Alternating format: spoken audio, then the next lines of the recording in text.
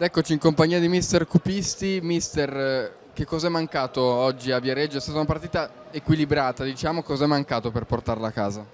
È mancato il gol, però sono molto contento della squadra, di come ha interpretato il match.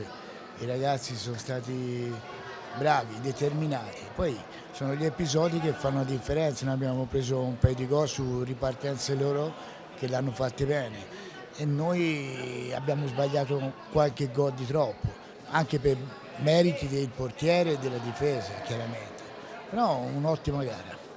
Siete soddisfatti del vostro percorso fatto finora? Vi aspettavate qualcosa in più, qualcosa in meno e come vede la fase preliminari? Ma noi siamo partiti con l'idea di salvarci, che era la cosa più importante, anche perché, come ho detto, storicamente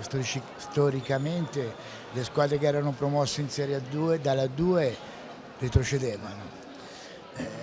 Quindi non era semplice, però i giocatori sono stati bravi, abbiamo raggiunto questa salvezza, abbiamo provato a fare qualche punto in più nelle ultime due gare, non ce l'abbiamo fatta, ma siamo andati ugualmente a fare questi play-in dove con serenità ci andiamo a giocare ora contro il Sarzana tranquillamente.